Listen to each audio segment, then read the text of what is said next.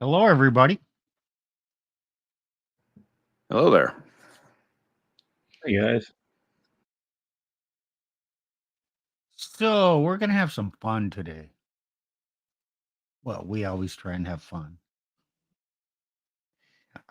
This one is going to kind of be a absurd, maybe silly stream. Hey, you know what? Maybe we're running out of good ideas. I don't know. But we'll have fun. No. Okay, well, the premise today, and I kind of leading this. So, my premise is if I were king, what would I do? But our thumbnail is if we were kings. So, you know what? I'm going to start out with me being king and Nick and Plutarch being my loyal advisors. Now, if they got better ideas and, I think they're more capable, I just might abdicate and turn over my crown to one of these guys. So, to start things out,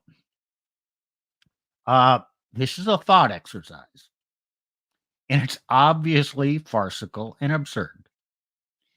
But many people have maintained or entertained the thoughts of what they would do if they were king or they were ruler. And this is a list of my initial decrees under the supreme kingship of His Majesty Steve, ruler of the regions formerly belonging to the United States of America. Obviously, this is silly, but this discussion might provoke some thinking.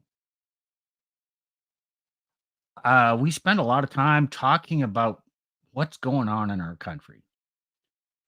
The three of us are of the opinion that there is an economic and social crisis that is upon us right now and is probably going to get worse. And that includes demographics. Moderate changes now might avoid the worst of the calamity. My theoretical changes might seem extreme to most, but I believe they're mild in comparison to the worse repercussions that seem inevitable. None of my decrees involve religious matters. I leave those things to the church, and I bow to the moral authority of the church and her spiritual authority over me. So I thought back to a book I read as a child. I don't know if you guys know. Have you ever read? Did you ever read the book Where the Wild Things Are? Yes, sir. Yeah. Okay, so the plot of that story to show you that my idea, what I would do if I was king, is not absurd. It's a childhood story. So the plot of the story is a young boy named Max who, after dressing in his wolf suit, wreaks such havoc through his household that he is sent to bed without supper. Max's bedroom undergoes a mysterious transformation into a jungle environment, and he winds up sailing to the island inhabited by monsters, simply called the Wild Things. Wild Things try to scare Max, but to no avail. After stopping and intimidating the creatures, Max is hailed as king of the wild things and enjoys a playful romp with his subjects. Finally, he stops them and sends them to bed without their supper. However, to the wild thing's dismay, he starts to feel lonely and decides to abdicate and return home. The creatures do not want him to go and throw themselves into fits of rage as Max calmly sails home. Upon returning to his bedroom, Max discovers a hot supper waiting for him. Okay, well, that's a childhood story. And, we all kind of are children at heart. So, what would I do if I were king? So, we're going to discuss my decrees and reasons and kind of go through it and discuss the reasons and implications of each one. And then after that, Nick and Plutarch can offer theirs. So I think, my focus is on children. I want children to grow up to be complete, not harmed, grow up as best they can. And I think we have a crisis of children are growing up without their fathers. And I think modern marriage is not traditional marriage. So my decrees are going to be mild, maybe the first step, but we're going to see how it goes. So I'm going to have allow divorce, but in divorce, the father automatically gets full legal custody. Legal custody. And then the husband or the father and the mother have to share physical custody. What does share mean?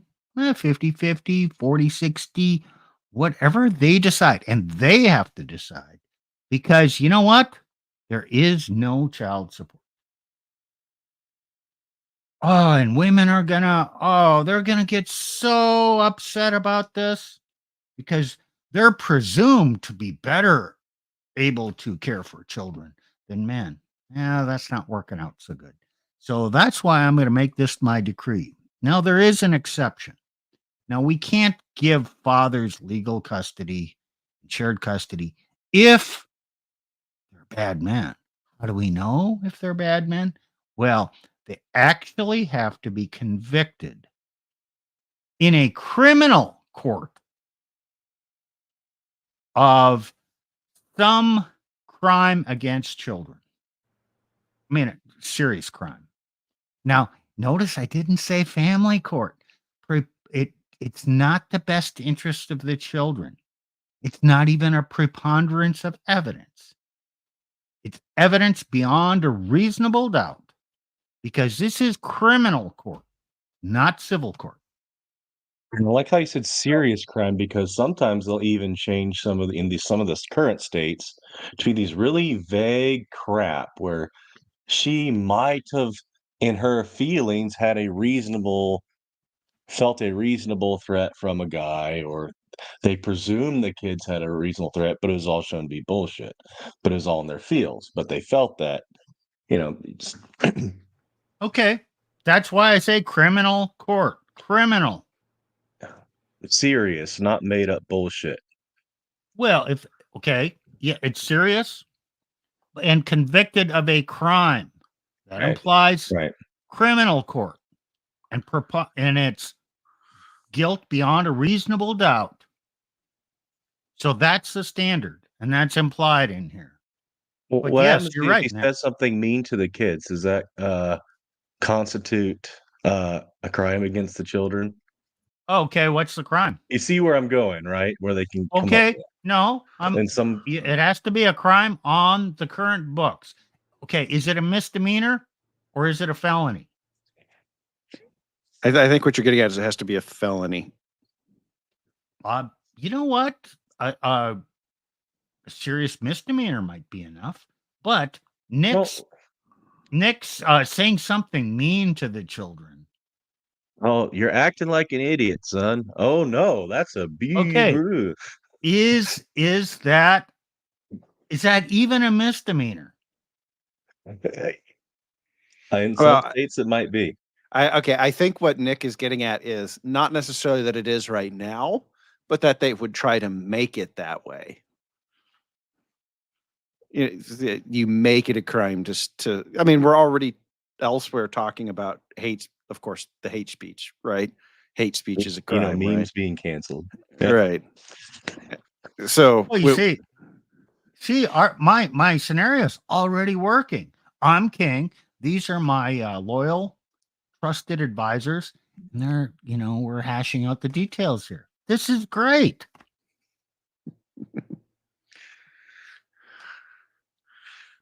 that's what we're here for. So, obviously, this isn't generalities. You got to put it into legal terms and all that stuff, and make it binding. No. In my world, the courts do not get to overturn me.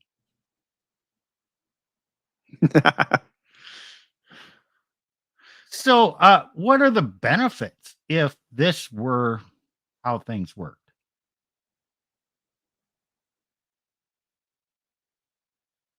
Nick, I'll let you take that one. Okay, well, there would be no divorce with cash and prizes. You should also say no alimony, but yeah.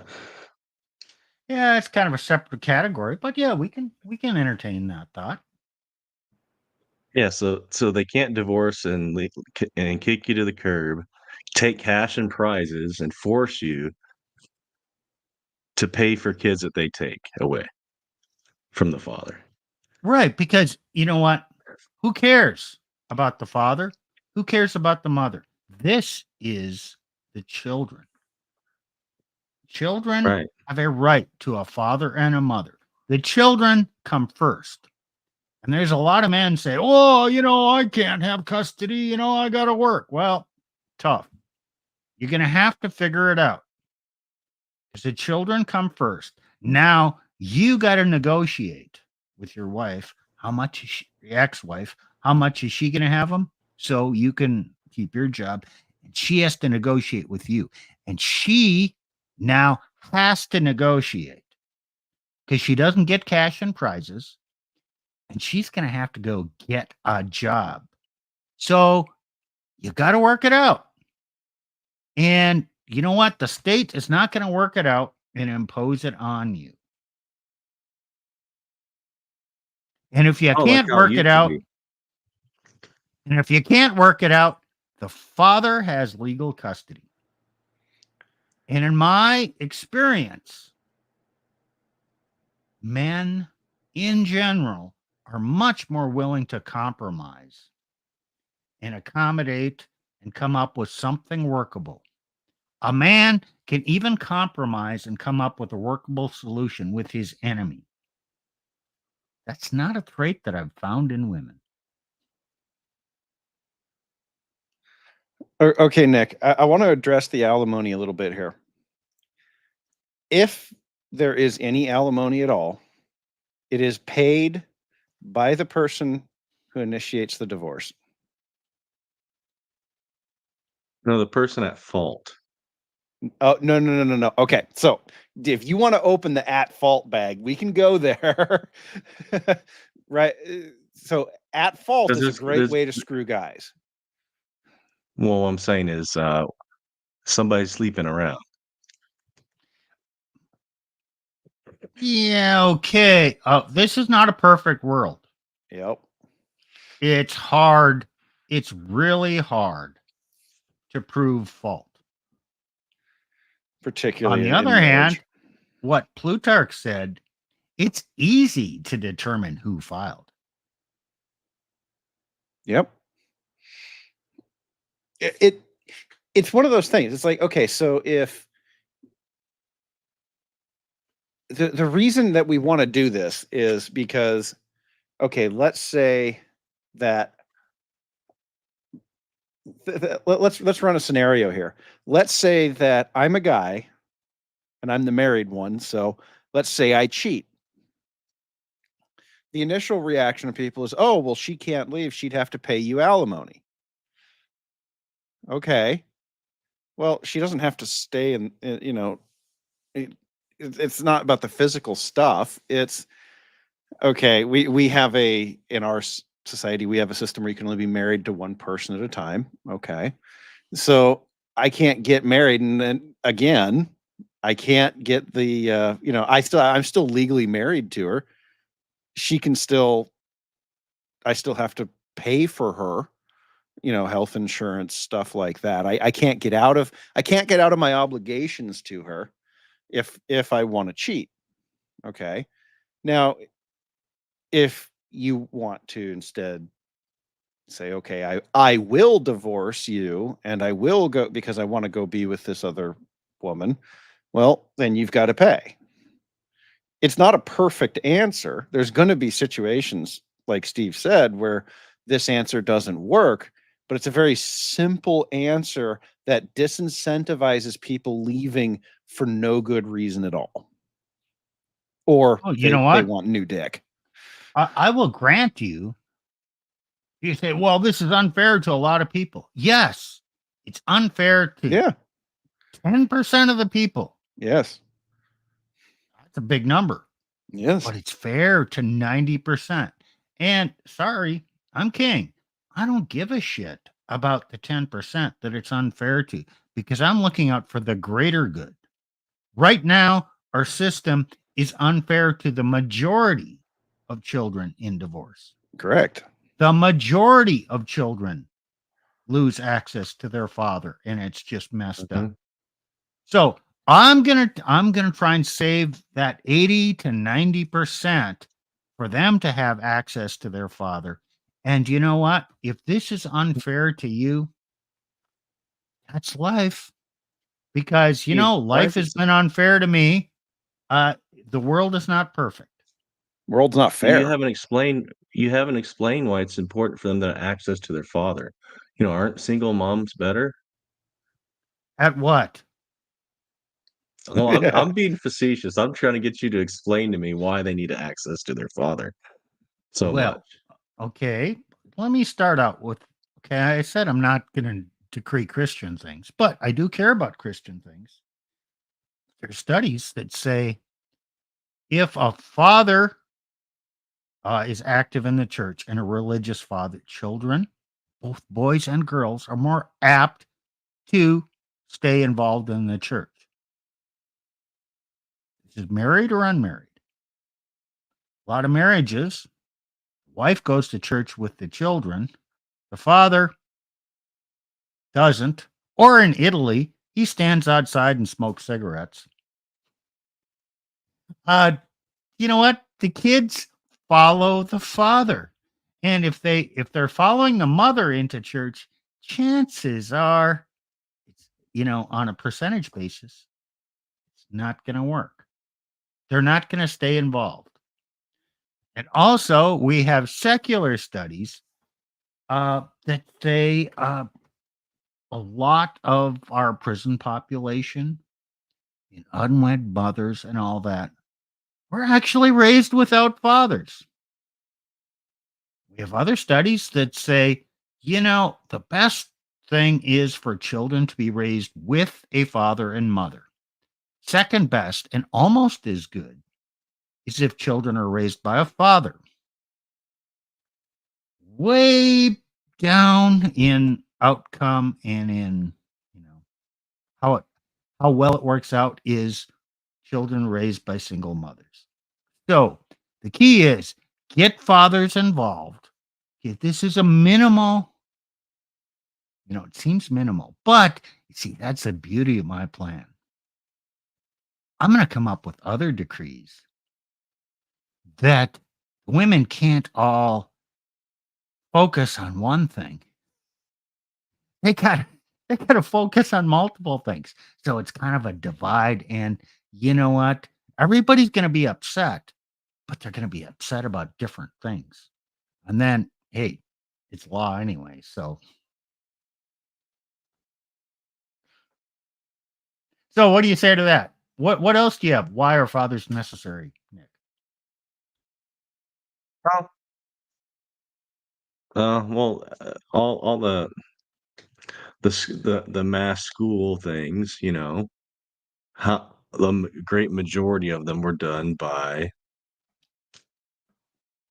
kids raised in single mommy homes. Like you're saying, the criminal element would go way down. But yeah, fathers. I mean, also, if you don't have tend not to have a father in the home, it also impacts one's relationship to the heavenly Father. There's a greater amount of atheism. Well, Right. there's another thing that happens too. Single moms raise women that are, let's just say, they're built for singlehoodness. They tend to be promiscuous. They tend to be what's the word? Not rambunctious, but the rebellious. They tend to be where undisciplined. Fathers instill discipline more than anything else. If you want to build a good society, you must have discipline. Well, fathers practiced it. Most fathers, most men, okay, we all have our failings, but we have the discipline to get up every morning and go to work and provide. And, we have to be productive at work. We have to do our job. And when we come home, okay, certain things aren't done. Fathers have a limited tolerance for listening to bullshit. And so, nope, that's it. You got to get this done. Cut off privileges, or maybe there's some actual punishment. But fathers are not going to entertain this victimhood mentality. And so it promotes discipline in sons and daughters. So now the sons see the father, they try to emulate the father, and they know, okay, I got to work. It's just a way of life. Well, and women, young daughters say, oh, yeah, I guess I can't talk my way out of everything because dad said nope. So they're less inclined to try and bullshit their way out and manipulate themselves out of situations with their future husband. And there's another benefit, particularly for the male children. This discipline forces you to, for lack of a better term, be a better man. We talk about the masculinity crisis, which is real. Well, if there weren't so many men who'd been, okay, I should rephrase that. If there weren't so many males who hadn't been raised by single moms, there would be more masculine men. And all these women on TikTok and YouTube crying about how there's not enough masculine men. Yes, actually, you're right. Like when these women complain about a lack of masculine men, I actually have to agree with them. Look around, there's not a lot of masculine men out there. Well, guess what fathers make? More masculine men. Plus, there's Yeah. also the testosterone aspect is like 50% down than it was like I don't know how many years ago. Well, But that's okay. there's a nature and nurture side. So Right. So my dad goes out and we go chainsawing a bunch of wood for firewood. Is that a masculine activity that's going to boost your testosterone or no? yes, Right. yes. Single mommies Oh, don't do that. Dad, I'm hot and sweaty. Can we just go home now? No, we got this big pile. We got to handle this. Winter's Yeah. coming. We need the Yep. firewood. Yep. So suck it up. We're here. We're going to get it done. Right. So the masculinity crisis that is real. My wife's been complaining about it to me for the past couple of days. Excuse me. Mm. It is real. I do understand where these women come from when they complain about a lack of masculine men. When they try to describe what a masculine man is, that's where the women fail. But we do actually have to acknowledge that the women have a point here. And women, I can tell you how to fix this. But you're not going to like it because we have to do everything Steve just said. So, do you think this rule is extreme? Father has full legal custody. There's shared physical custody and no child support. You think this is extreme? Well, maybe. Oh, I think Maybe you not. want to go further. I can go even further. I know you could, but do we need? Okay, that's my next question. Do we need to go further? You don't want Nick as If king. this, okay, well, You don't want me as king. I'm ruthless. I know. Okay, but my point is, do you need to do more than this to tip the tip the stream and kind of reverse course? Do you It need would to do reverse more? course. I don't think Yeah. so. I don't. Huh. To that specific question, I don't think so. I think that if you went down Nick's path, that reversal would come faster, but the damage that it would do in other aspects of things would likely outweigh the benefit of doing it faster. This Do is the problem with tyrants. Yes, they get stuff done really quick. we dare ask what Nick would do? I don't know. Our resident tyrant over here. Hey, sometimes you need them. They have their time and place. But yeah, so yeah, I would say no alimony at all. I would say no, the women lose all access to their kids. According to the 10th commandment, they left, they're out. They're shunned. Shunned from society. Yeah. Eh, I have no I th- compassion. I know, but I don't think your answer is I easy to implement, and I do think children still need access to their mother. Sorry, Nick. Since I'm still king, I'm overruling. I'm not taking your Well, advice. okay. I'm just going by the Westminster Confession. Oh, that's the bad thing they don't like. Oh, wait, that's a religious stance? Yeah, you're to live as if they're dead. So that means no access to kids. But okay, yeah, Steve doesn't want to take my advice, my religious advice. Oh, but Okay, man, Okay. I'm okay, just that okay. mean Well, guy again. I'm that mean guy again. So I actually know what I believe. now But it's like I this. will play in between you two here, and what I would say, Nick's stance could work if the guy gets remarried and the woman takes over, because women can actually do that, and that they've shown this in various studies and whatnot. A woman can actually come in and raise another man's kids, and so Yes. if On the other hand, a man has a hard time raising yes, another man's kids. correct. So you could take it so far as to say when the man gets remarried, then she's completely out and loses full access to the kids. That might be a compromise between the two of you. Good. Nick, would So you be can okay we with that? Oh, revenge is a mother.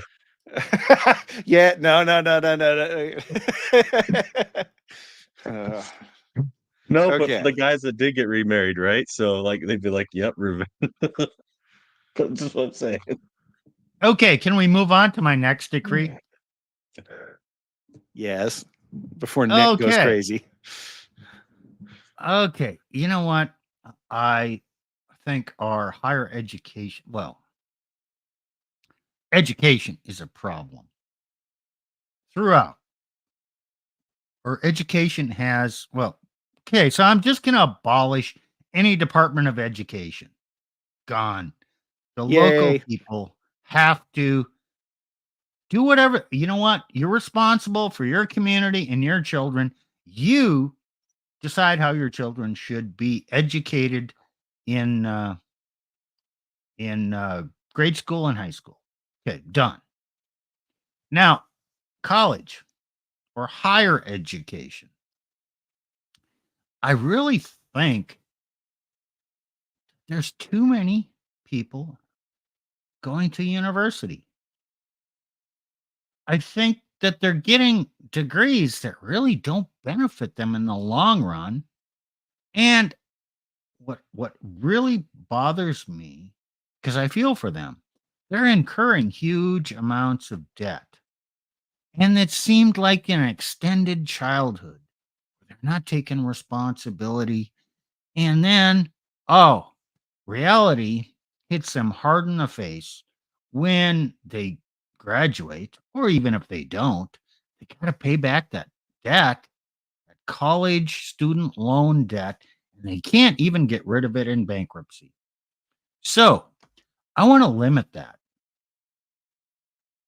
You know what? And I don't care if it takes people 6 years to get through a 4 year degree. I don't care. Here's my rule: you can only borrow $7,500 per year only if you earn $7,500. No, sorry, that doesn't mean daddy can gift you $7,500. It means you actually have to have a job and earn it. Now, is this absurd? I think so, because, most colleges are on semester, right?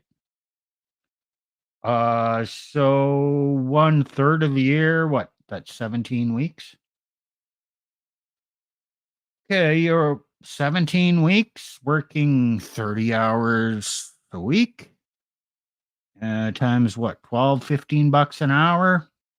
You know what? You're right there at about 7,500. You do the math, whatever works, it's doable. So, number one, now you got skin in the game. So you got to work. You can't just Okay. borrow money. Now, oh, how much money do you have? 7,500 in a loan. You got your earnings. Well, yeah, you have living expenses and all that. But right now, kids, I shouldn't call them kids, young adults are borrowing money to pay for their apartments and their entertainment and all that. Nope. You got if you do this, you have $15,000 to work with every year. Okay, you can't get it done in 4 years. Fine. Take longer. Oh, man. Who's gonna whine most about this in addition to the children or the young adult? Oh, the Uh, universities. yes, the universities. So, sorry, universities, you no longer can promote these frivolous degrees that really Worthless have little classes. chance of providing a decent income for your graduate. Now, okay, let's assume a dedicated, a good student, uh, graduated in 4 years. They'd have $30,000 in student debt. The average income in 2024 in the US, okay, average for everybody, well, everybody working, I guess, is $59,000. You've got a burden of $30,000 in debt. Okay, you're a college graduate, but you're just entering the workforce. You're probably not even going to make 59,000 on average. Some people will make more, but most won't. Okay, your $30,000 is manageable. And yeah, you can make the payments on that. And within, 10 years, you can have it paid off. You're not sitting on an 80 to 100, 120, $150,000 in student loan debt and then have to come out and make 45,000.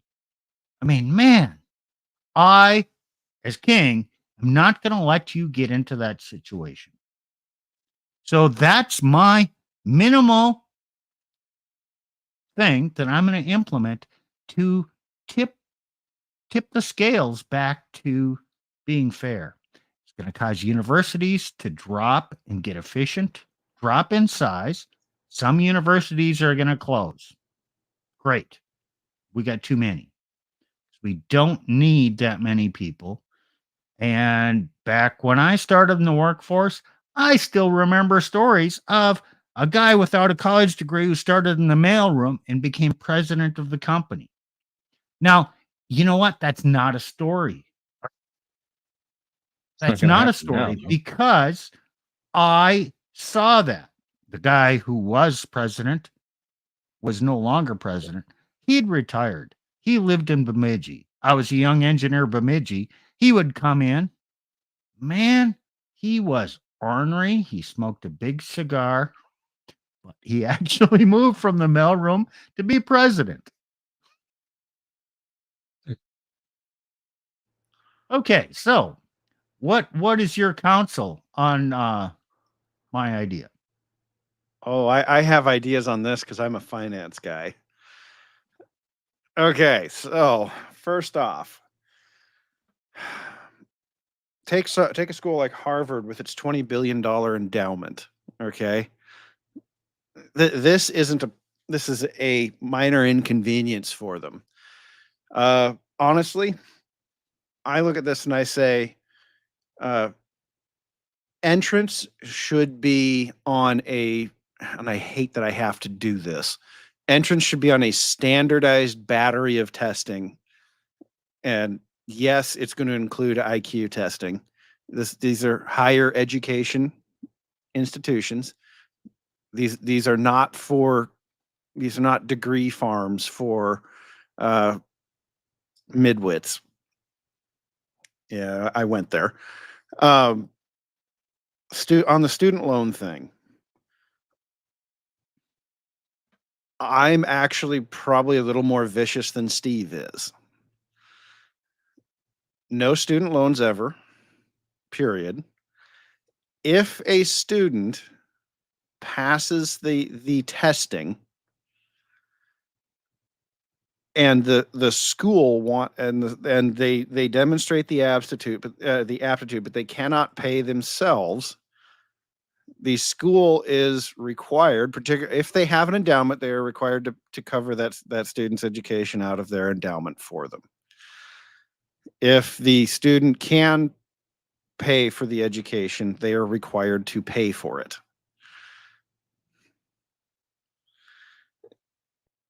And the reason here is that what'll end up happening with the student loan thing is they'll say, oh, well, it needs to be indexed to inflation because it does.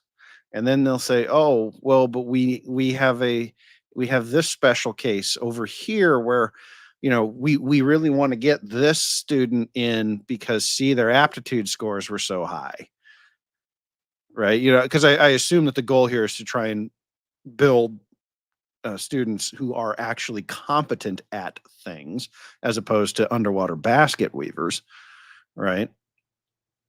So, Yeah, well, you know what? I don't care.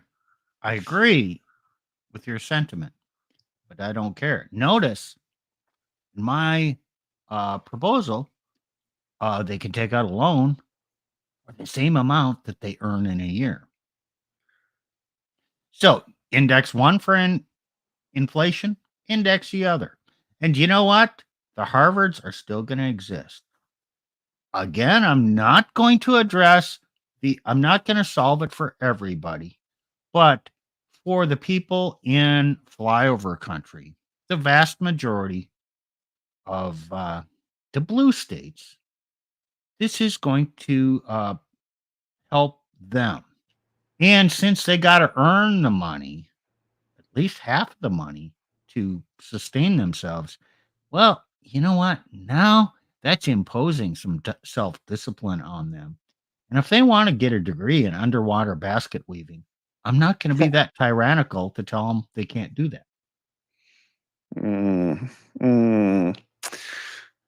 See, I view that as a weakness of the ideas. Well, you can still, and the reason I say that is one of the things that we're dealing with in the piloting community right now is there are a bunch of people flying planes who shouldn't be. And it used to be that the old school instructors would look at a pilot in primary training and go, "This isn't for you." And we don't do that anymore. And now we're starting to see failings as a result of that because flying is a high paying job that's moderately difficult to do, but not so difficult that the average person can't do it. They just tend to fail in unusual situations. So, and I view engineering much the same way.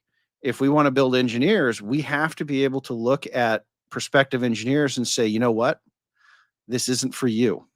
You don't have the aptitude for it. So this idea where people can come in and they can pick their degree, it's like, okay, but I don't know that society is actually benefited by that, because people will pick the easiest degree or path, however you want to put it, that they can to get enough money for whatever lifestyle they're hoping to achieve. Well, there were a lot of people that started in engineering when I went through that maybe were smart enough. They weren't dedicated enough. Some weren't smart enough. What for whatever reason, they just couldn't cut it and couldn't get the grades to continue on. So they fell by the wayside. They didn't get that degree. It winnowed them out. But, back then, most people didn't take on a lot of student debt. Most times they had jobs in the summer. Um, I'm not trying to solve the entire problem. Just trying to tip tip the balance a little bit. I hear you. I'm just on this one. It would help, but I don't know that it would. Like, I look at it and I go, there's so much more we could do here for relatively little extra pain. There's just very little extra effort, and we could have so much benefit from it. Okay. That's what I'm saying. Yeah, I understand where you're coming from. I just look at it and I go, yes, but if we just take away that whole thing and we say, here's what is going to work for you, and we used to this used to be what high school guidance counselors did, was they said, you know what? Maybe these career tracks are what's for you. Maybe you should consider college. Maybe you shouldn't consider college. I'm thinking, the high school guidance counselor people. That's what they used to do. Now they all just rubber stamp college, and I'm the whole pilot thing is kind of related to that. Nobody says, you know what, kid, this isn't for you. Okay. You know what we've identified here? Okay, the first thing I brought up, we all agreed. Yeah, this is an issue. We should do something. We have some differences of opinion on what we should do and how drastic the changes should make. But we agreed that, yep, this is an issue. This one, we also agree. Yep, this is an issue. We have disagreements on what should be done and how drastic, but we are in agreement that something needs to be done. So we've identified the issue. What do you think, Nick? You haven't weighed in on this one. No, I really don't. I, it I just think the modern university system's largely a scam. So I think this helps. I think it practically helps settle the issue. Do the numbers exactly add up? I don't know, but the Yeah, point is that it will limit things, and they have to personally invest. So yeah. I, Okay. Steve and I are just going back about degree. This is my tyrannical moment. okay, Yeah, well, see, I'm trying to be benevolent here as a benevolent king. So my next thing, this applies to everybody, married, single, whatever. Mandatory paternity testing for all births. Are you expecting pushback over here? No, I think we're going to be in complete agreement on this one. I agree. We have the technology to do it. It doesn't Yeah. cost a whole lot. It also can help detect. If you do the DNA test, it can also help detect genetic diseases. So it's a good idea. So Yes. the beauty of this is for you single women who fall pregnant. Yeah. there's going to be some mandatory DNA testing. So now you can prove who the father is, and he's going to be responsible. Okay. It's protection for you. Oh, and for the man, yeah, if she's trying to hang one on you, oh, she can't. And for you married men, and there's historical studies that somewhere between 20 to 30% of children are not the biological offspring of the father. Maybe that's overstated, but you know what? That's addressed too. And so now, since it's mandatory, everybody knows that their so-called sins will be revealed, and they're accountable for their actions. So it cuts both ways, men and against women, but against people doing what they shouldn't be doing. Well, okay, so one of the things you wanted was analysis of what the downstream effects would be. And this is one that I think is actually relatively easy to analyze.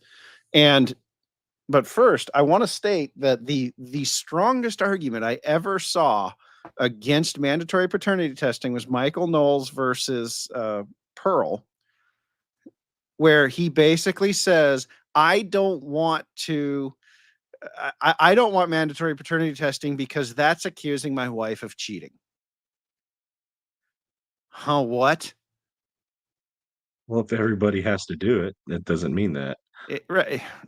Yes, exactly. And what was ironic to me, Michael Knowles is supposed to be this high IQ guy, is he did not see the inherent idiocy of his argument. Because his argument was instead, no, we shouldn't make it mandatory. We should make it opt-in. And Pearl actually correctly called him out and said, yeah, but it already is opt-in, except in the case of the woman saying no. So the woman opts in or out of mandatory of paternity testing. Okay. So what he's really saying is we should keep paternity testing stigmatized by keeping it optional. No. This is a binary. It only works if everyone does it. Because as Nick said, it's no longer a taboo. There's no longer a stigma around it. It's literally just part of the battery of tests that your kid gets when they come out. Great. Yeah, it's routine. Yeah. Okay. And Not as I said, it's only King gathering this Steve's data, fault. It's only King but when Steve. you're gathering, as I said earlier, it's actually has an incredible health benefit. It can detect, genetic, it can connect diseases, I guess, perhaps in the blood versus genetic. Anyways, you can detect diseases. If you go that far, but that's not the purpose. My purpose is, I know, like for instance, I had two of my kids. They did that when I was in Mississippi.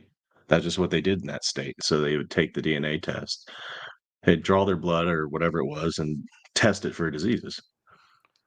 Send it out. I think that's most states now. Downstream effects of this, promiscuity will go down. So, Steve mentioned this. Women want to try and hang one on the guy. Well, why are they doing that?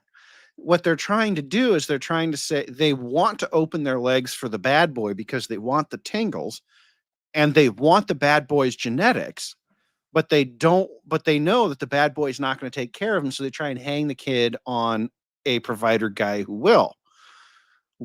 What will end up alpha fucks, beta bucks, right? Right, exactly. Okay, now let me say this is not all women. This is not the majority of women. This is 10-15% of women. I would argue 20%. What? Okay, whatever it is. It's still a minority of women. So you good women out there, you have nothing to fear from this. In theory. So if you're complaining, you good women, if you're complaining against this, are you really good? Well, Steve, I don't know. It's interesting you bring that up because a lot of the quote unquote good women do complain about it. And when they do, I go, so what does this woman have to hide? You know, it and the reality is, I think Rollo's correct on this. Whether or not she has actually done that and had a kid with a person other than her guy, she wants to retain the optionality to be able to do that and then hang that kid on her provider guy. And my understanding is that something like 35% of kids are not from the father that raised them, are not biologically from the father that raised them. Now, you could say, oh, well, that data is skewed because this is on the basis of optional paternity tests, and there is clearly some sort of, uh, like it triggered the guy to get it. However, we've done these 23andMe DNA tests, and a lot of people are finding out when they had no questions, they're finding out that their kids aren't theirs. So, and I don't know why these women let this happen, because it's so, I mean, it's a DNA test. Women aren't, sorry. But so the point here is that the outcome, the inevitable outcome is that women will get far more choosy about who they open their legs for, because it will have very real impacts on, the kid. The guy is going to know immediately that it's not his. He can choose to do. Now we have to talk about other state laws surrounding this, because I learned this the hard way, or sorry, not the hard way. I was watching a video, and in Louisiana, never lived in Louisiana. I don't know why I said that. I'm very tired today.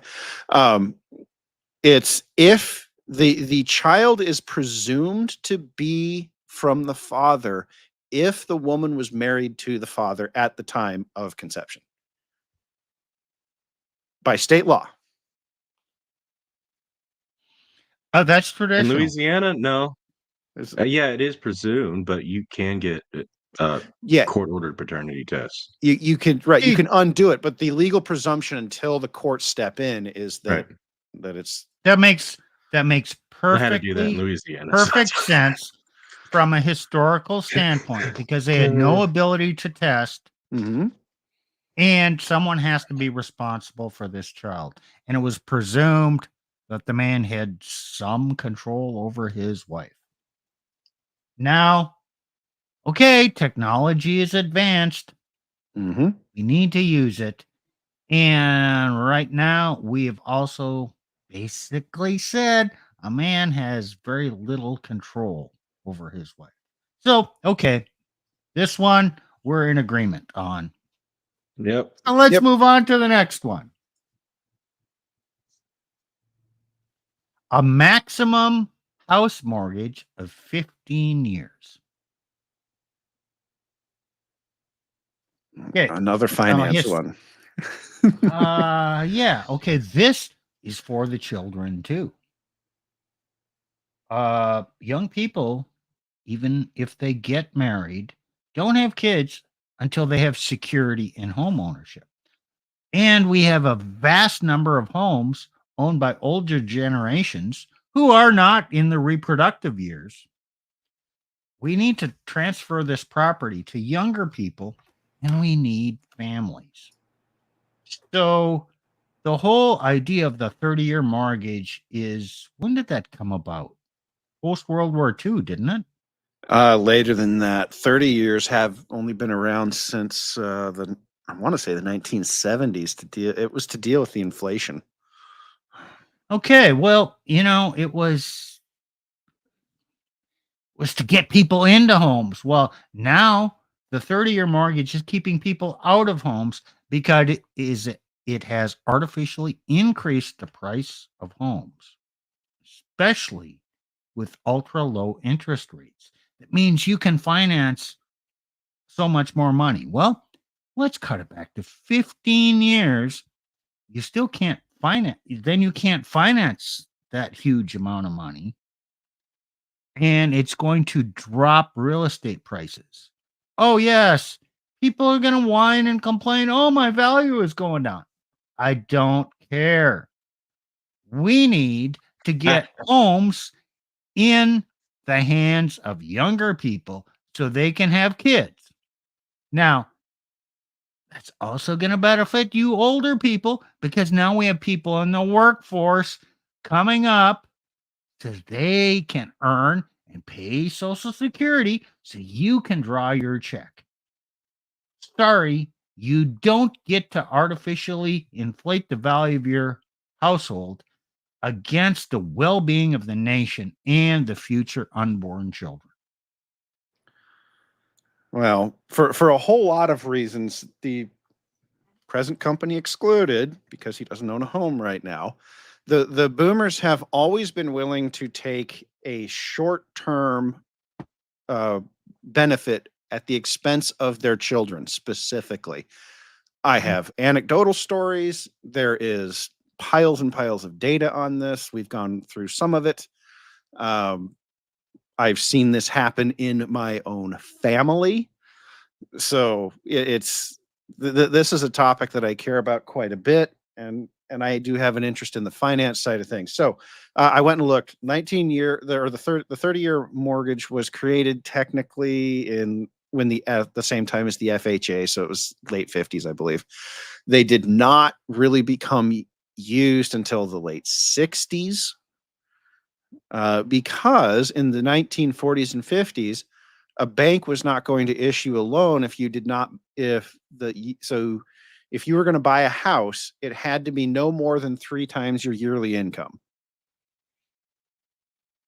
So you really didn't need a 30-year. So you could pay it off. Yeah, exactly.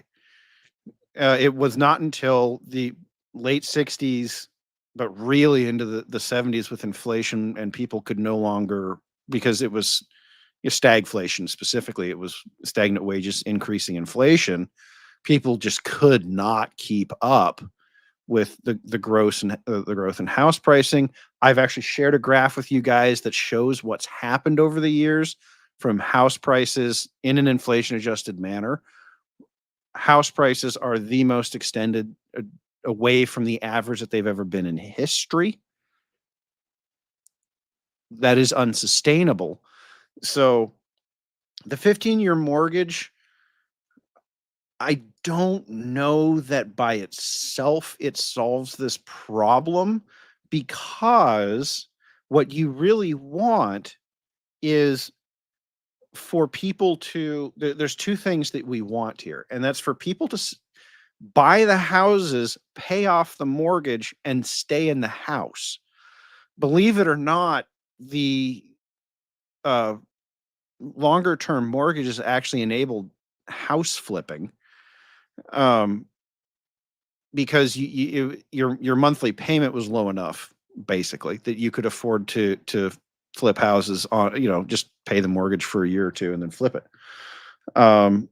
There's also the other aspect is loans only get approved to people who have capital to put into a loan. And right now, that is the boomer generation. We've shown that graphic before a couple of times. The boomers have half the capital assets in the United States. So they're going to be the only ones who get the mortgages. Honestly, the length of the mortgage to me is less interesting than how we get capital into the hands of people who need it to get the mortgage. Okay. So I take it you're not opposed to my proposal or decree. Yeah, You think it might not go far enough. My concern would be that it's not enough to actually change the problem. Yes, to actually. Okay. You don't mind? Well, again, counter solution to that. Okay. Okay, limit corporate control of properties. Now we're talking. Now we're cooking with gas here. Okay, what's that mean, Nick? Well, you can't have these massive corporations that can control your entire economy and limit the housing of people. Well, specifically to the detriment of your people, to the detriment of your own people. Right. So specifically what Nick is talking about here is large corporations, particularly banks, will come in and buy houses. BlackRock, Vanguard. Yeah. Oh, yeah. the list of usual suspects who mostly should be sent out into the back 40 and shot unceremoniously. They own a significant percentage of housing in the United States right now. Hard numbers are difficult to come by because they are not required to report their ownership. There's a guy, he runs a business called Reventure that actually looks into this, and he does Florida, but he's gone around and looked. I don't know what the percentage is, but 20% would not shock me. And these banks don't have to sell. They're just holding, they're warehousing it. Now, Steve, I do want to point out on this one, I think I mentioned it before, Elizabeth Warren, of all people, is championing a bill that would limit the amount of housing that can be owned in the United States. So like X, and I forget what the percentage is, but X percent can be owned by corporates, and that's it. Once that percentage is reached, they can't buy anymore. Oh, so you think I should limit house ownership to entities that have blood coursing through their veins? I would go so far as to say all corporate ownership should be banned. And what that does, Well, yeah, okay, that means no LLC ownership exactly, of houses, no corporate ownership, because they are an entity, have personhood, legal personhood, but they do not have blood coursing through their veins. Yes. So it actually has to be a flesh and blood person. Well, so we were talking about the boomers earlier. Why do they own so much of the housing market? Because what the boomers do is they form a little LLC, put a house on a 30-year mortgage on it, and then they rent it to a millennial. And they say, "Oh, see, look, I've got my retirement taken care of. And oh, yes, I'm still going to draw my Social Security check because I want all the monies." But if you just end corporate ownership, now if they want to do that, they're required to put that loan on their personal books. It's a very different proposition for them. And some will continue to do that, but for a lot of these boomers, they will be forced to sell. Okay, I like that idea. Let's incorporate that. Okay. We're still going to limit mortgages to 15 years, but I'm cool with that. it has to be no corporate ownership of a home in any manner. Yep. Now, we're going to have to make maybe make some exceptions for multifamily apartments. is Multifamily. Okay. With this, we don't have it perfected here yet. But, we got some good proposals. And we agree that this is an important area that needs to be addressed. Yep. Okay. Good enough. Now, oh man, this one is going to be controversial. Best for last. Voting is kind of an issue. So I want to put some restrictions on voting, but I don't know what you're voting for because I'm king, and you know what? I'm not standing for a re-election. But let's say there's a parliament. We can have a constitutional monarchy, so you get to vote for somebody, but I'm still dictator, okay? But okay, who gets to vote? We have to have some restrictions. And in the past, been, if you own property, you can vote. But if you don't own property, you can't. Well, I'm not going to do that. Or if you're a man, you can vote. But if you're a woman, you couldn't. Okay, I'm not going to do that. I'm just going to say, if you're married, man or woman, you can vote. And if you're not married, then, and you're a single, divorced, never married, whatever, you need to have a job working at least 30 hours a week. then you can vote. Okay, so that's open to everybody. Oh, what if you're disabled and you can't work? Sorry, you can't vote. Because then you're looking for charity. And you know what? It's our obligation as someone who can work to provide for you. You don't get to vote. What if you're a millionaire? Well, and you don't work? Well, I don't know. I guess you're still going to have to work or form your own corporation and work for yourself for 30 hours. I don't care. This is not perfect, but this gets away from a lot of people who are strictly on the government assistance voting. Mm. Now, oh, what happens if you are retired? Well, if you're retired and married, you still have your right to vote.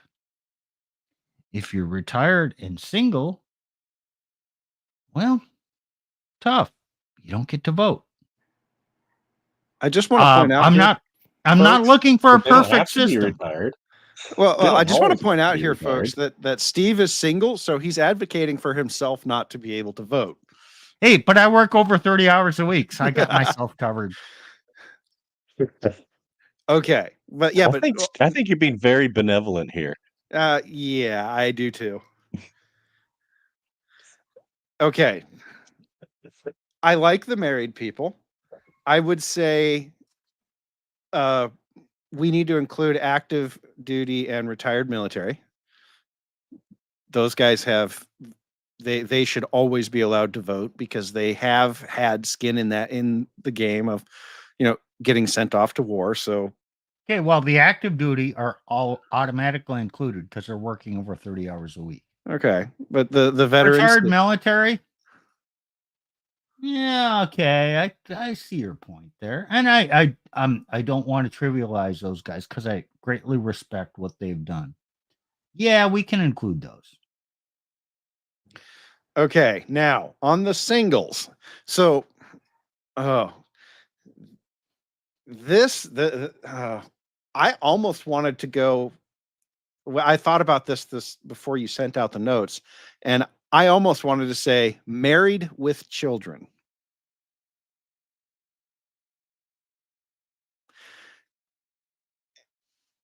And the reason I thought this was when you're voting, particularly in a deficit government like ours, you're not just voting for yourself.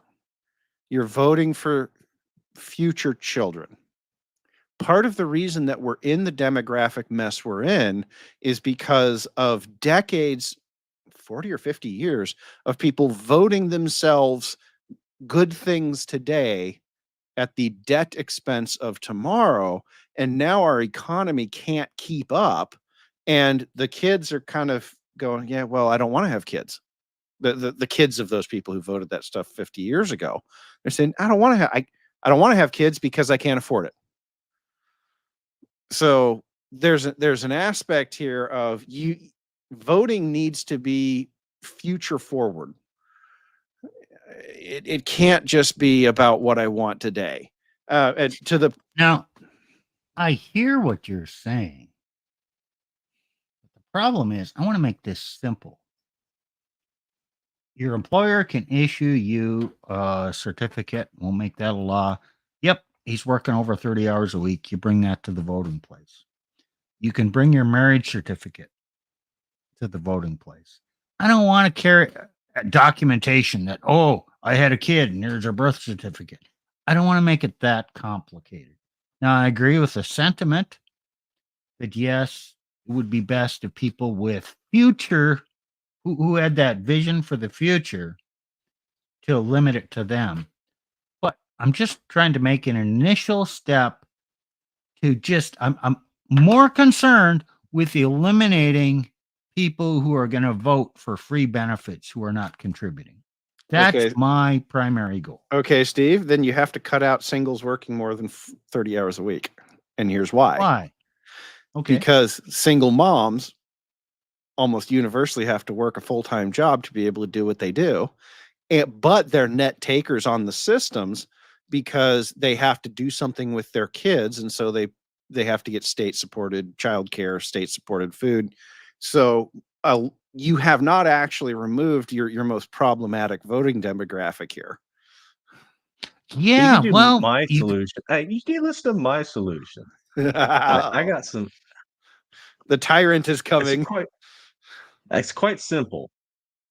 No women have any office or vote in family, church, or government. Simple. Repeal the Well, 19th. No, absolutely. okay, we'll implement that down the road. But right now, that's too much to bite off. And But Plutarch has a valid you point. need to vote But anyway. remember, You say, my "Shut up." first decree was to eliminate child support. So Mm. these single mothers who are actually being subsidized by child support and can get by only working 30 hours a week. Not so easy now. And, again, it's not perfect, but yeah, I just want to bring reality home to these divorced women, single mothers. It's not a perfect system, but it's going to turn the tide. Um, I don't know. I don't know I don't know that it will, because what you're actually talking about is forcing single moms to work more hours, which would actually make that so that they get the right to vote, and then they can vote. I don't know if the logic on that one works. Women are not going to be motivated to work more hours just so they can vote. No. It's not so that they can vote. It's by taking away all the child support, they have to work more, and so they will. Right. But it forces them to be more accommodating and negotiate with their ex-husband to come up with something that works. Instead of being the tyrant, no, these kids are mine and I get benefits from that and I get money from this. The more I restrict you, the higher the child support is, and then I can vote accordingly, and I don't even have to work 30 hours a week. Yeah, I don't see women doing that. What I see them doing is I see them saying, "Well, I have to." They're not going to women. I mean, outside of the politicking, they don't actually think about it in terms of whether or not they're going to vote. What you're saying is, I get what you're saying, but the net result is you force them to work more. They're going to have the right to vote, and then they're going to get angry. And so, one of the things that I love looking for is unintended consequences. One of the unintended consequences is that down the line, this gives a backdoor for feminism to vote itself back in, because all the single ladies are out there working and they have that power. And the married, they say, "Oh, well, the married couples, they would never vote for it." Ahem. I Right. think I think history shows that not to be the case. Would you So, Are require women going to be as apt to get divorced if they don't get like cash and prizes? you see, Steve, there's another factor. I think Myron is pointing this out too. Right? Will you make the men fight? Of course. Will you make the women fight? No. Because mm, No, they have no women vote. are useless. I have to So they have no protect my vote. country. Why should they vote? see, and this is, I think, where we get to this is repeal. We don't want to talk about simple solutions. Now, I'm not going to say repealing the 19th is simple, because constitutional amendments are by design hard. But as a simple solution, saying women don't vote, men do vote, is conceptually very simple. There's no need to produce documentation. other than I am citizen, hear me roar, which should be the baseline requirement. I assume that's built into your system here. It's just a lot easier than say, oh, well, parse out who did this, who did that. With the exception of active duty military, because we allow women in the military now, women just don't vote.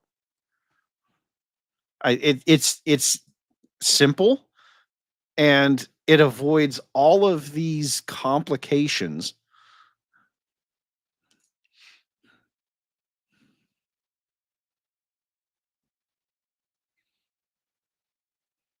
You know what? If I'm king, you know what? We could just do that. And you know what the other beauty of this is? If we implement that, women are going to be so focused on the losing the right to vote that I can implement other things Uh-huh. to set the thing straight. And it's like a major distraction. I like this idea. I,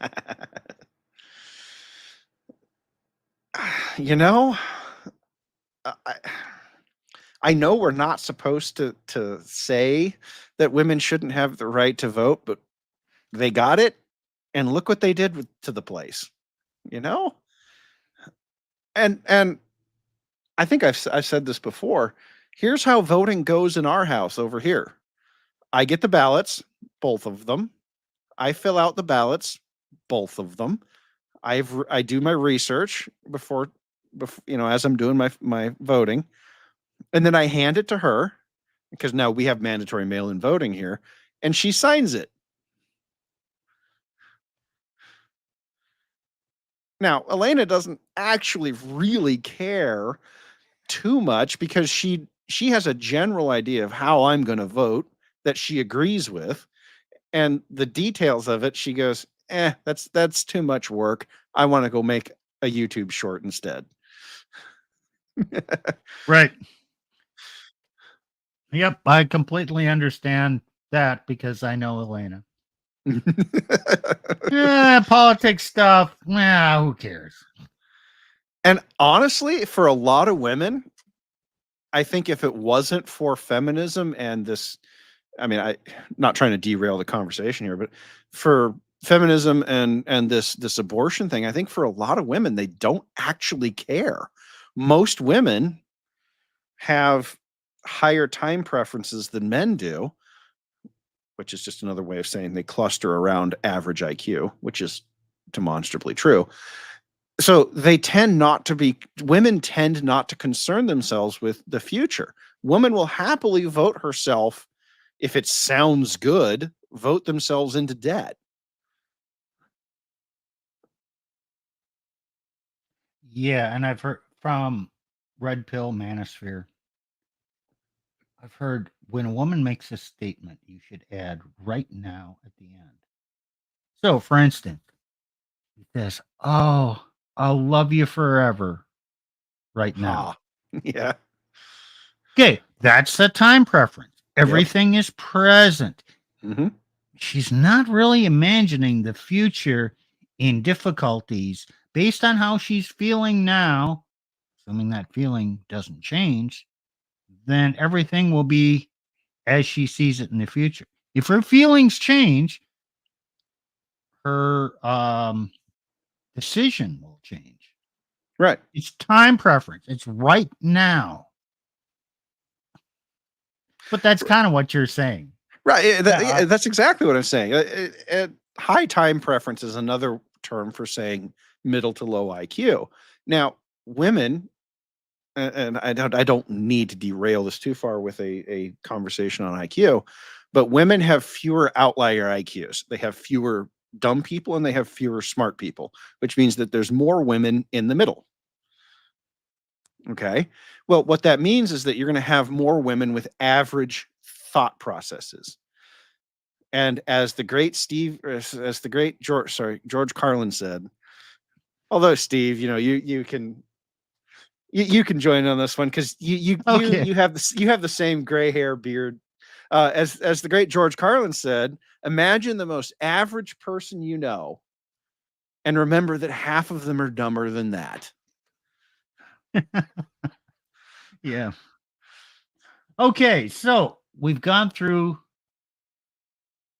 I had 5 things.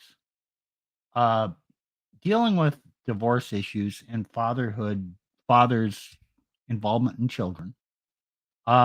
Dealing with the student loan issue in higher education. Paternity testing. House mortgages to allow this transfer of property to people who can young married couples so they can have children, and addressing the voting issue. Okay, my solutions are not perfect, but what areas have I missed? Nick, you said you had some notes. What tyranny would you impose?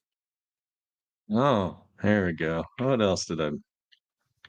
Better buckle in, ladies. It's about to get real. Immigration is more limited. Okay. We want to preserve our own culture. We want to have a united people. Well, And let's I'm just sorry, enforce our laws. Illegal immigration is illegal. Deport them. that makes sense. But you don't want to import everybody into the country that wants to be here. Okay, Nick. Having been through the system, Steve is right, but he doesn't even really know why he's right. Okay. I do. Remember, I went through the system because I imported a wife from Canada. Yeah, but that's Canada.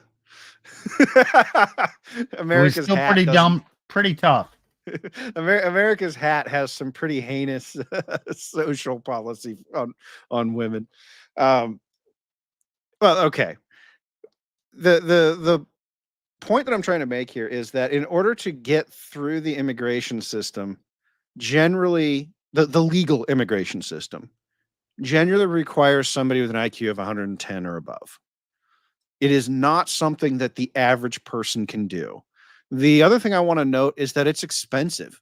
Right now, I often joke around with Elena that I had a choice between importing her or buying myself a brand new Porsche, because I did, based on what I spent to do it. Now, the costs are going to vary. America's hat is much easier to import from. Yeah, it didn't cost a lot of money. It took a lot of paperwork and bullshit and high IQ points and patience. Wasn't easy. It Right. wasn't expensive though So for me. our immigration system is actually biased towards bringing in highly intelligent people, the kind of people you want to bring in. Right. That's Okay. Yeah. So simply by enforcing the laws we have, if you're an illegal, you get deported. If you're not, you don't. We will actually improve our country. But, and I hate to take this too political, the reason that that the bleeding hearts on the left don't want to is because they view that system as fundamentally biased against people who are lesser.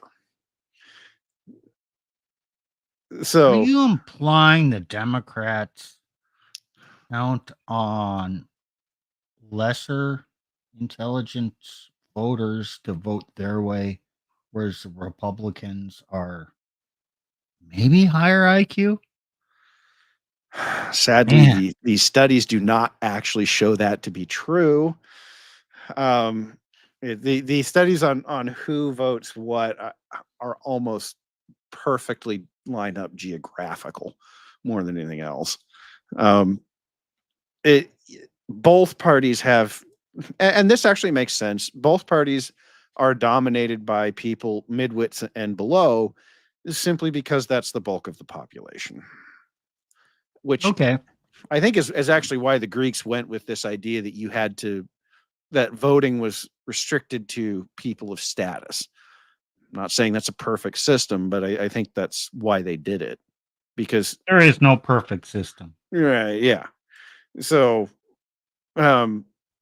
however, the leftist meme that they own all the smart people is bullshit. Okay, well, let's not get off track here. We Yes. agree that immigration should be allowed, but illegal immigration and too much immigration is a problem. Okay, what else do you have, Nick? This one you can kind of tack on to the voting one, maybe. Mandatory 2 years of enlistment for single men out of high school, or just for men out of high school, unless they're the clerical class for some reason.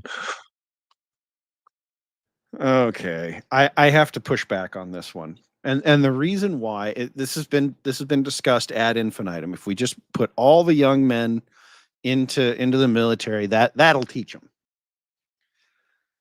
It won't. And right now, our military active duty army is like 250,000 people. Every year, if I remember correctly, something like 3 million young men graduate. If you were to start pushing, that's what, 12 times the number of men into a system that doesn't need them. It has no use for them. You're doing two things. First, they don't get to they can't just start establishing their lives, right? They have to wait till they're out of the military to start building up their lives. So it's a delay on men becoming what women want, for lack of a better term. So it's a delay on becoming. But also, the ability of the military to handle that many people means that there will be severe compromises made in the quality of education that they get from the military. The military simply it will not be able to absorb that many bodies.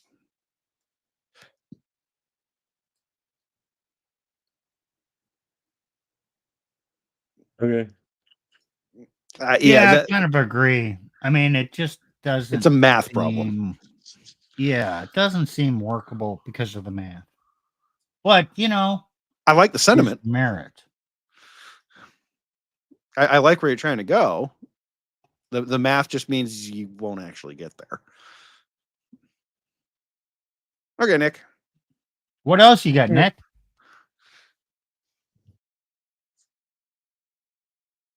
Well, that's about all I had. I had 5 things I typed out, kind of in response to yours and things to add on.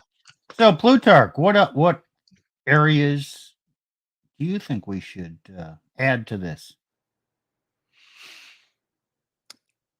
You know what? I'm a finance guy, so you knew I was going to come with this. Because I really haven't addressed much in the finance area, but I do agree things need to change there too. Okay. Everyone complains about, oh, we got to end the Fed. We've got to. Honestly, I don't give a shit about the Fed, because what I do care about are BlackRock, Vanguard, Fidelity. We need to do something about the big banks. And so, for example, let's say you go buy SPY, it's a ticker, it's the S&P 500 ETF, biggest one out there. I forget who runs it. Spider. I think it's it's not BlackRock. I want to say that it's State Street. State Street goes out and buys a basket of shares that match 1-to-1 the makeup of the S&P 500 index, and then sells you this share of SPY. What they're not telling you is BlackRock or State Street or whoever gets to keep the voting rights of those shares. You don't get the voting rights. Okay, that goes to I have money in my 401k invested wherever, and I own shares of certain stock, but I only have the beneficial ownership. Correct. The shares are not in my name. And really, I don't have voting rights over those shares. So it's pretty much everywhere Hmm. that people don't legally own the shares that they think they own. They're only getting beneficial ownership, which means they get the dividends and we pretend like they own them. Right. So what we've done is we have consolidated all of the voting power in companies like BlackRock, who then turn around, and I have confirmed this is happening at multiple businesses. BlackRock will go to a company. I'm not going to use somebody like Microsoft because they're actually too big. They go to a what we call a small to medium business. These are companies with revenues of 100 million a year. Okay. And they say, if you want to get a loan, you have to show us your DEI program. Okay. And then, Or your ESG program. oh, yes, yes. Larry Fink has actually been on record saying that he wants to rebrand ESG because it's become such a toxic label. He didn't say get rid of it. He said he wants to rebrand it because clearly branding is the problem with ESG. So we need to do something about this idea of the Wall Street gang has created all these clever little rules for itself where unless you're deeply involved in the game, you, like Steve said, you look like you own the shares of insert company here, but not really. And then they get to use that ownership to turn around and dictate to companies what these companies are going to do. It should be you, the investor. But it's not. It's BlackRock. So that if we're going to have a capital economy where we use the markets, stock market being a proxy, as a capital allocation system, which, given what computers can do, I think is actually a good idea in concept, then we need to have very clear rules about what these ownership of these tokens, for lack of a better term, mean.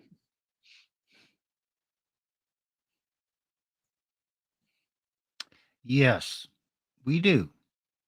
And we previously talked about the financialization of our economy and our companies, our corporations. They've become financialized over the past 40, 50 years. And let's go back 100 years. No, let's just take Ford. Makes cars. What was that was established as Ford Motor Company, not Ford Motor Corporation. In the 1890s, everything was a company. Corporations, the concept of corporations existed, but if you to get a corporation, it had to be for a limited duration for a public purpose historically. And I'm not sure of my timeline here, but corporations were not a carte blanche to own things and do things. They were companies. They had direct ownership of people, and they did not have a person entity and rights like they're an artificial person. And then we went to the corporation, and the engineers ran the corporation. And then we got to the financial wizards who ran the corporations, and it changed the nature. So, and then, stock trading. We used to have people on the New York Stock Exchange. Imagine that. And we had market makers who had obligations to buy and sell and keep the market liquid. And actual people had to trade stocks, and they were traded in eighths, not decimal points. No, then we went to decimal points. And then you know what? No one's on the New York Stock Exchange anymore. Now everything is done electronically, and you have computers trading. And then they put their computers closer and closer to the exchange with shorter wires, so they would have the advantage. So they could buy and sell stocks on a microsecond basis. And they could put in a bid and change the bid before it actually executed. And there were no people involved. But you, as a person who trades stock, okay, buy, oh, cancel. Oh, sorry. You had to push a button. Maybe took you at the fastest 1 second. No, they were in and out in under the time that it took you to do this. So the whole system is wonky. So, Plutarch, how are we going to address this? Electronic trading by itself isn't evil. I use it. And it does make it easier for the average person who doesn't have access to a seat on the NYSE to participate in the capital economy. I don't see that going back to having a select few as being the answer here. However, again, this goes back to the big proto banks or neo banks. Actually, I'll use the term neo banks, like BlackRock.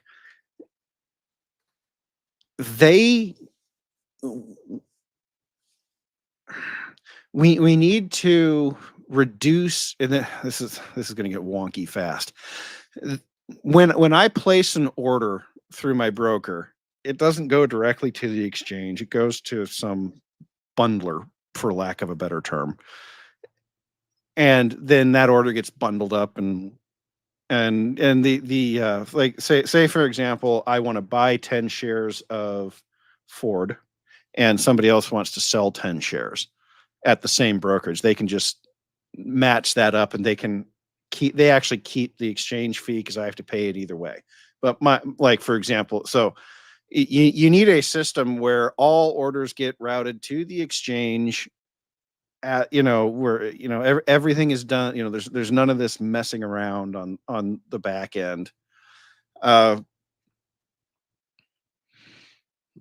we need that. That's kind of the wonky solution. Here's my idea. Go ahead. Every order needs to exist for a minimum of 1 second. Ooh. Oh man, that I can tell you how easily I could abuse that if I had money. The more money you have, the easier that gets to abuse. Because yeah, but if I place an order and I can't cancel it to get out of the way, somebody with a lot of money can sit there and just hammer the ask and crash through everybody's orders really quick. It's kind of okay. Yeah, you got a point there. Again, this is where it gets wonky because I think it's more about there needs to be a lot fewer players, and there needs to be a lot more rigidity in how this is actually done. Because when you're talking about the NYSE and you have people trading, right? There's this famous story. I think it was actually J.P. Morgan. It was during the 1929 crash. And he actually went out onto the floor and he bought some huge number of shares of, they called it radio, RCA. And that all of a sudden the market turns around because, hey, JPM bought, it's like 25,000 shares, which was a lot back then. And, so and everyone's like, oh, JPM stepped in, he's going to save the market. Not only could people see him doing that, but he had to go physically do that, right?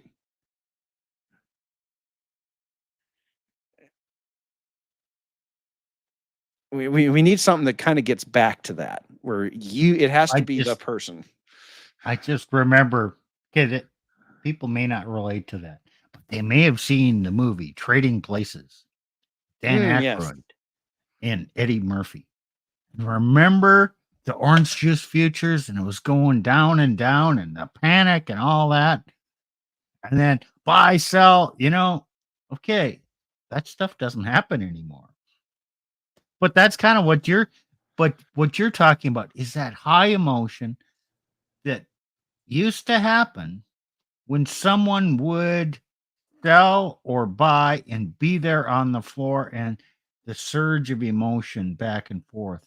Now it's all computerized. It's changed. I'm not saying good, bad. I'm just saying it's changed. Yes, it has. That's true. That there is no more. So those are that was the Chicago Mercantile Exchange. They were actually in NYMEX, which was wrong. They should have been in Chicago, not New York. But anyway, so in that movie, though, when he's doing that, the pit trading, that doesn't exist anymore. The pits are gone. They actually did exist up to COVID, but the pits are gone. They shut down. Yeah, that was called what? Open outcry? Yeah, open outcry. Yeah. Yeah, that's gone. It's one of those weird things where it's electronic trading has made it a lot easier for the average human to be involved, but it's also made it such that there's an arms race amongst the money to beat the retail. And you know what?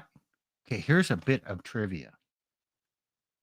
Okay, I lived in Duluth and Superior. Duluth has a board of trade building. Do you know what they traded there? Grain. I'll believe that. It's a port going in and out. You know what? Superior, Wisconsin has a board of trade building. They had a trading floor. And okay, so that one closed before the Duluth Board of Trade. You go to Minneapolis Lumber Exchange building. They traded lumber there. Then Steve. Minneapolis has the grain exchange. They traded grain. I don't think they're doing it anymore. That may have merged. But these open outcry systems, everything was local. It traded local. And there were people in, moderate cities doing this. And then it all got centralized. Yes. And now it's all gone. Well, so Steve, what do you? Well, you actually reminded me of the banking history. This country actually used to have different currencies all the way up to the 1860s. We used to have, and no, I'm not talking about North versus South. Actually, where it really shows up is East versus West.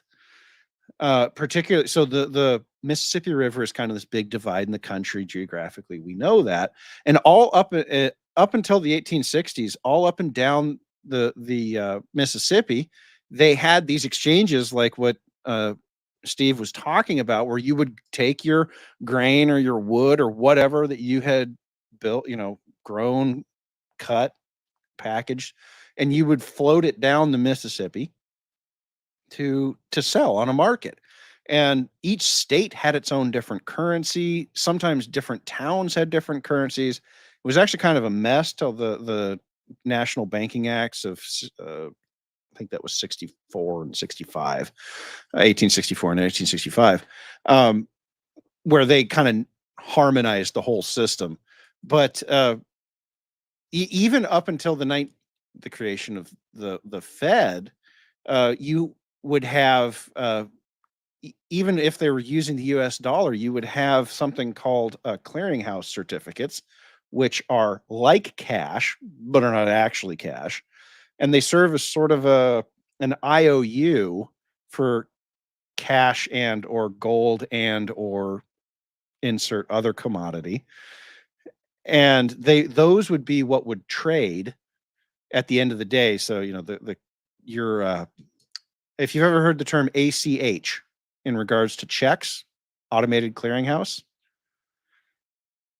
This is what that actually refers to.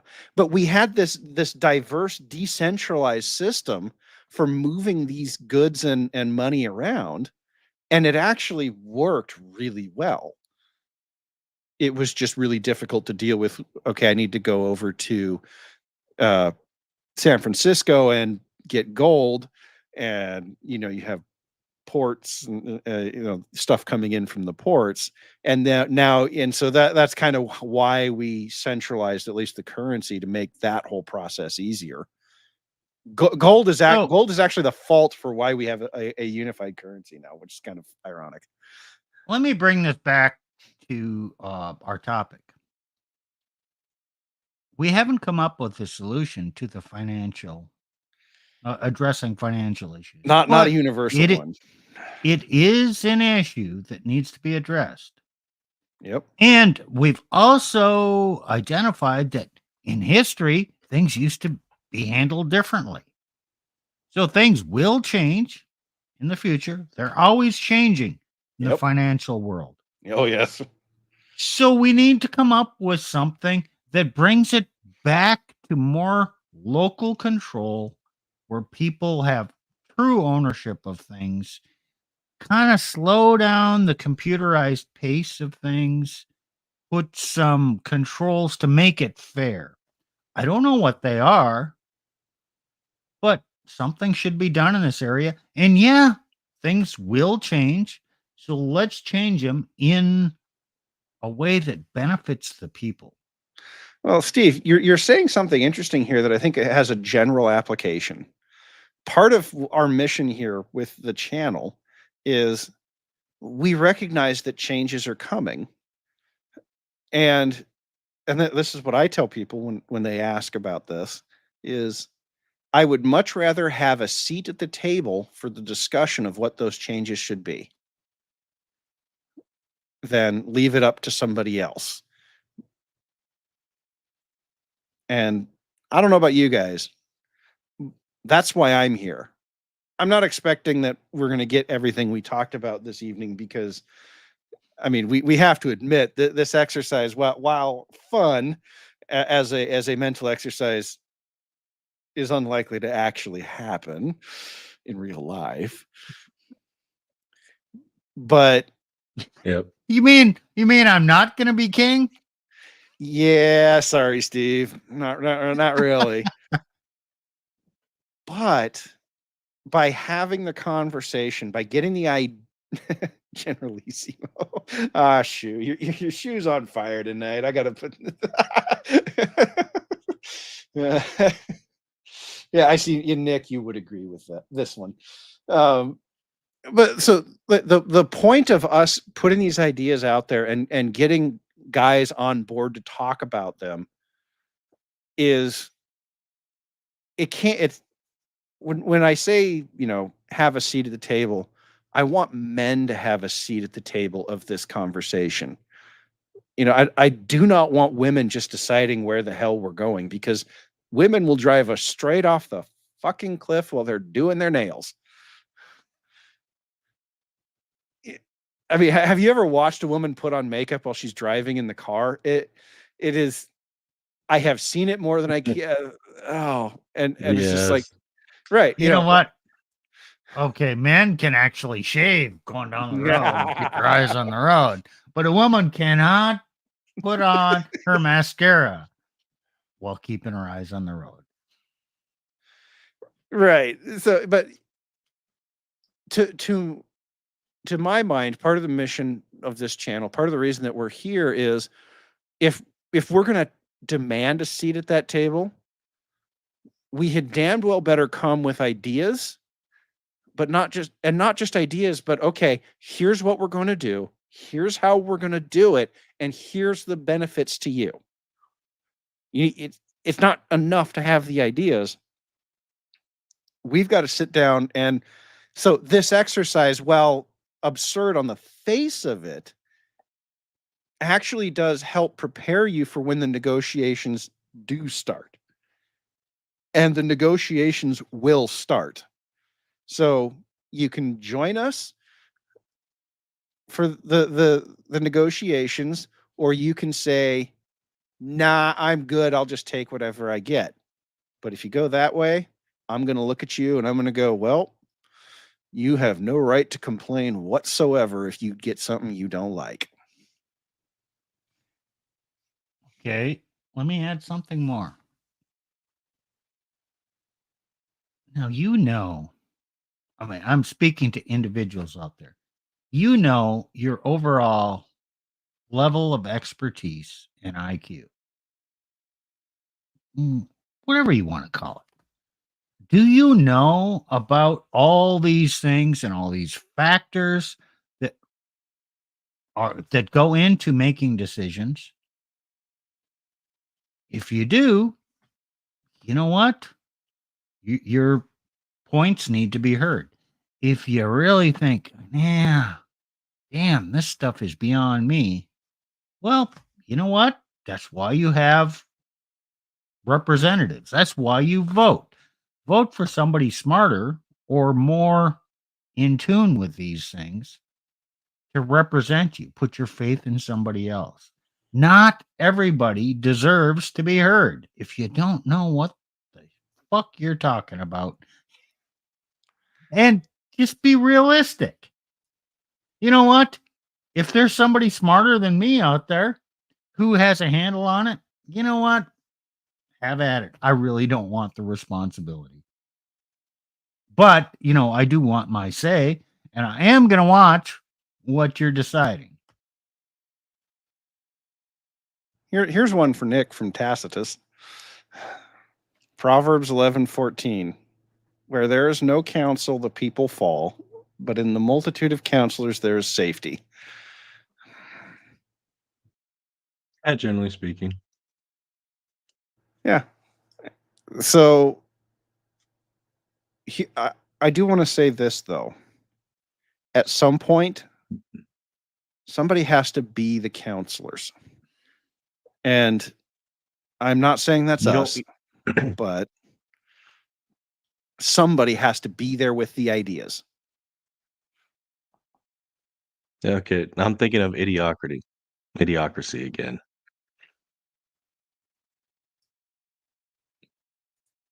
They had a bunch of idiots, right? You guys there? Oh yeah, we're here. Yeah. We're just listening to you. We're So they had a bunch waiting of idiots, for your right? wisdom. And they say, hey, let's put Brawndo on it. It's got electrolytes. It's got what plants crave. And he had one guy, he had the highest IQ, which was like, I think it was like about 100 or something. I don't know. Maybe He it's lower. was the quintessential everyman. Yes, it was 100. Yeah. He said, I'm pretty sure if you just put water on it, plants will grow.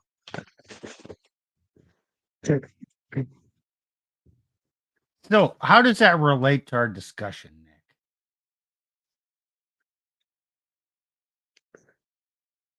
Well, you need to have wise counsels. Yeah, you need a multitude of counselors, but you need true counselors to begin with.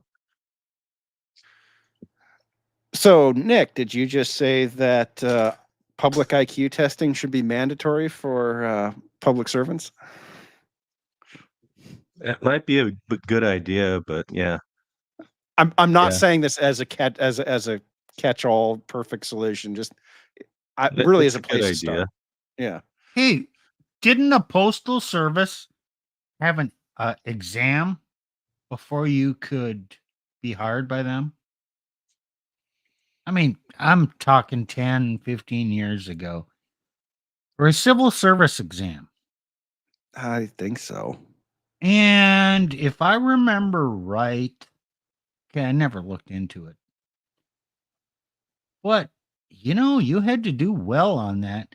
And it was not a walk in the park to take the civil service exam. So it was a measure of intellectual competence before you could get certain jobs. I don't know if we have that anymore. If we don't, we need to bring it back, and we need to bring it back for all of the jobs. Now, and people are going to scream, but there aren't enough smart people to do all the jobs in the federal government. And I will just go, yes, that's by design. The federal government will get smaller, but Imagine it will that. but the federal government will be better able to serve its purpose.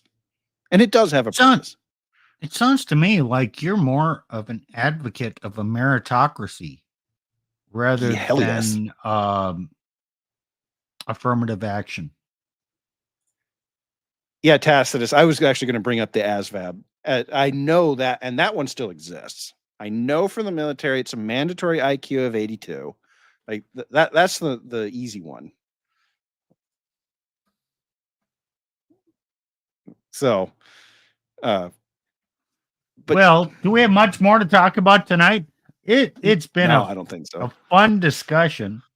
You know, as usual, we went off on some rabbit trails and talked about some history stuff and kind of brought it back and hopefully gave all you listeners something to think about. Yeah, there are issues out there, and we've identified what issues there are. And I think my proposals were actually on the mild side. But they would make a difference, and we did identify the areas. But even my mild suggestions, oh man, would there be wailing and gnashing of teeth and whining and oh man, can't do that. Okay, well, sorry, we don't do some things like this. Only gonna get worse. Yes, sir.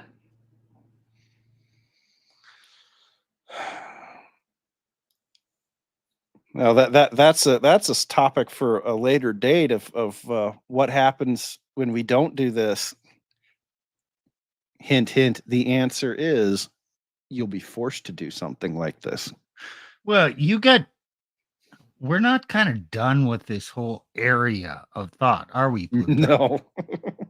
No. Does this serve as a lead-in to a future stream that we're going to do? Yes. Well, so Leroy is in the comments, and I've been going back and forth with him, and he's talking about the decline. And you know what? I do believe that on Monday we are going to be talking about why it is important to accelerate the decline. Why it's important to make these problems worse.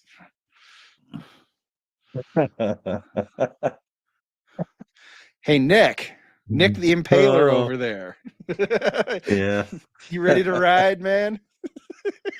Yeah, that sounds fun. You know why we need to make them worse? That's like some Machiavellian crap, man. Because Steve is not king and can't implement his solution. That's why they need to get worse.